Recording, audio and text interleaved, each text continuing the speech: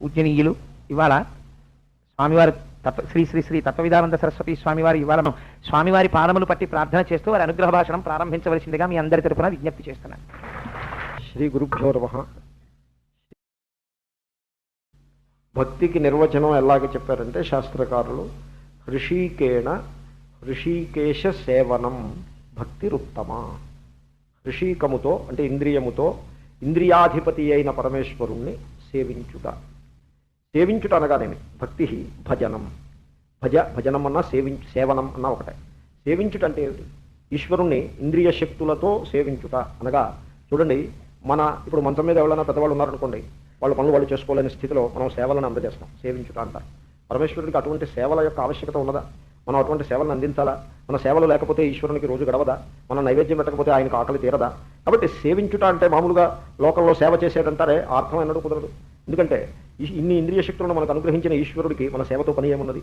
కాబట్టి సేవించుట అంటే మామూలుగా ఇంగ్లీష్లో ట్రాన్స్లేషన్ చేసే సర్వీస్ అంటారే, అది అర్థం మాత్రం కాదు, ఈశ్వరుని విషయంలో అర్థం కాదు.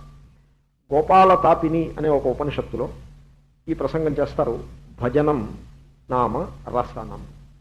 భజధాతువుకి సేవించుట అని అర్థం ఉన్నది, కానీ ఈశ్వరుని ఆరాధించే సందర్భంలో సేవించుట అని కాదు, అలా అనిపిస్తుంది. కానీ వాస్తవమైన అర్థం ఏమిటంటే రసనం అనగా రసమును ఆస్వాదించుట, అది భజనం అనగా.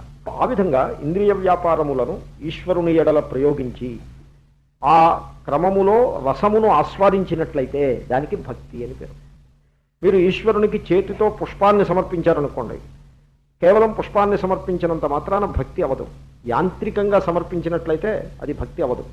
భక్తికి ఆరంభం అయితే అవ్వచ్చు, భక్తిని అలవరుచుకునే ప్రయత్నంలో ఒక అడుగు అవుతుంది, ఏమి అభ్యంతరం లేదు. కానీ మీరు ఈశ్వరుడికి పుష్పాన్ని సమర్పించటంలో మీ హృదయానికి ఒక మధురానుభూతి కలిగినట్లయితే, ఆ రసాస్వాదన కలిగినట్లయితే అది భక్తి అవుతుంది. ఏ రోజుకు ఆ రోజు సూర్యుడు నిత్యనూతనంగా కనపడతాడు. సూర్యుడిని ఎప్పుడు చూసినా నిత్యనూతనంగా, భక్తి స్ఫోరకంగా, హృదయము ఉప్పొంగే విధంగానే ఉంటాడు. సూర్యుడు ఎప్పుడు సూర్యోదయాన్ని చూసినా అదే భక్తి భావన కలుగుతుంది. దానికే భక్తి అని పేరు. శ్రీకృష్ణుని విగ్రహాన్ని ఎప్పుడు చూసినా అటువంటి భావనే కలుగుతుంది. ఒక గీతా శ్లోకాన్ని ఎప్పుడు చదివినా అది మొదటిసారి చదువుతున్నట్టే ఉంటుంది. మీరు రామాయణం కథ తెలియని వాళ్ళు ఎవరు ఉండరు. రాముని గాథ ప్రతి వాడికి తెలుసు. అయినా మళ్ళీ ఈవేళ కొత్తగా రామాయణం పుస్తకం విప్పి మీరు చెప్పడం ప్రారంభిస్తే వినివాళ్ళు ఏదో మొదటిసారిగా వింటున్నట్టుగా ఆనందంగా వింటారు. రాముడు అయోధ్య నగరాన్ని విడిచి అడవికి వెళ్తున్నాడు అంటే అదేదో అప్పుడే కొత్తగా మొట్టమొదటిసారిగా ఇలాగంటే ఘోరకృత్యం జరిగిపోతుందా అన్నట్టుగా కళ్ళమ్మటి నీళ్లు పెట్టుకుంటూ వింటారు. అటువంటి నిత్య నూతన అనుభూతి ప్రతి అంశంలోనూ ప్రతి స్టెప్లోనూ మనకు అనుభవానికి వస్తుంది. ఆ రకంగా వింటే అటువంటి వినడంలో ఏ రసాస్వాదన కలదో దానికి భక్తి అని పేరు. ఈశ్వరుణ్ణి స్మరించారనుకోండి, శ్రీరామ అనే నామాన్ని మనస్సులో స్మరించారనుకోండి, స్మరించగానే ఒక్కసారి హృదయము ఒక భక్తి భావనతో ఉప్పొంగుతుంది, భక్తి అనబడుతుంది. తర్వాత దర్శనం చేసినప్పుడు కూడా అటువంటి రసానుభూతి, పుష్పాన్ని సమర్పించినప్పుడు అటువంటి రసానుభూతి, పాదములతో ప్రదక్షిణం చేసినప్పుడు అటువంటి రసానుభూతి. కాబట్టి ఎన్ని ప్రదక్షిణాలు చేసేవని కాకుండా ప్రదక్షిణం చేసినవి 3 కావచ్చు, 1 కావచ్చు, అటువంటి రసానుభూతిని ఆవిష్కారం చేసుకునే ప్రయత్నం చేసినట్లయితే అది భక్తి అనబడుతుంది.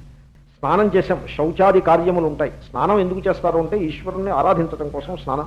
బ్రేక్ఫాస్ట్ కోసం స్నానం చేయొచ్చు, లేకపోతే ఈశ్వరారాధన కోసం కూడా స్నానం చేయొచ్చు. కేవలం భావనే తేడా.